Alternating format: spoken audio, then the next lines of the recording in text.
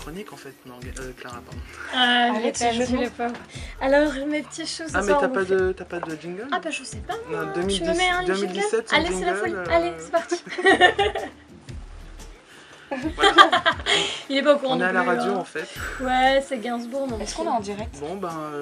Ok, donc c'était un jingle de Gainsbourg, voilà.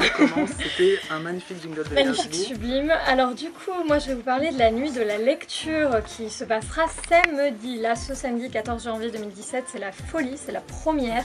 Il y a une programmation vraiment éclectique et c'est vraiment dans un but de populariser le livre, donc je vous explique tout. Bon, déjà, ça part d'une volonté du ministère de la Culture et de la Communication, donc c'est sous son impulsion que cette initiative a vu le jour, en partenariat avec pas mal de beau monde, la Bibliothèque nationale de France, la Bibliothèque publique d'information, blablabla, jusqu'à Radio France, France Télévisions, énormément de partenaires, bref, il y a des sous.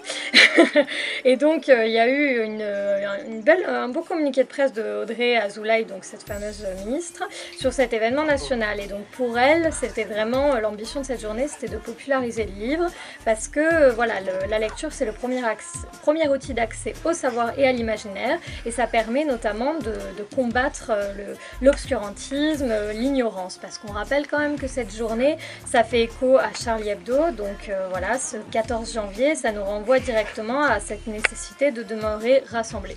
Donc ça, je cite la petite Audrey Azoulay. Mais bon, cet événement est quand même très très bien, parce qu'il y aura des animations vraiment hautes en couleurs, et donc ce dans 3500 librairies françaises et 16 000 bibliothèques. Alors pour vous donner une petite idée, partout en France, ça passera de la lecture de contes en pyjama en Corse par exemple, à l'atelier d'invention de mots à Lille, ou encore on sera plongé dans des univers comme Harry Potter en Île-de-France.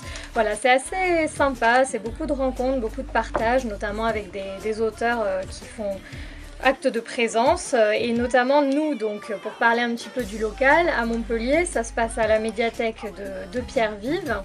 Et donc Morgane va me déverrouiller son téléphone et ça va être chouette. Et donc on rappelle que cette médiathèque, elle est assez facile d'accès, hein. L'adresse c'est 907 avenue du professeur Blaillac. Voilà, donc ça se passe environ de 20h à 23h avec différents événements, il y en a 6. Donc c'est des lectures dans le noir sous la tente et des jeux de société, exposition de dessins de presse et d'ouvrages autour de la liberté d'expression, justement en hommage à Charlie Hebdo, lecture de manuscrits de l'exposition Héros de 1000 ans d'histoire, votre avenir en poésie avec Charo Beltran-Nunez, vraiment qui nous fait l'honneur de sa présence, des ateliers e-cuisine, et voilà, donc une programmation vraiment très très très éclectique.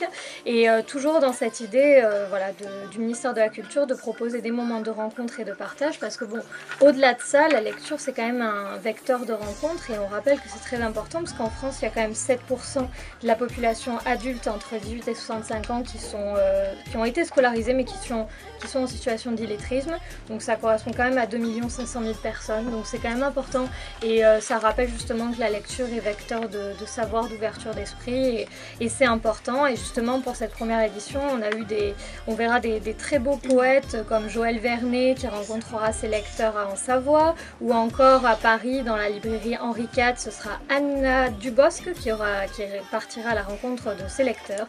Et donc voilà, de très belles rencontres sont au programme, donc je vous invite vraiment à y aller, peu importe dans quelle ville de France vous vous situez. Vous avez le programme en ligne sur le ministère de la Culture et de la Communication, et c'est donc entrée libre, donc c'est vraiment, ça va être du partage, des événements, ça va être sympa, et c'est le 14 janvier. Voilà. Bah merci Clara. De rien.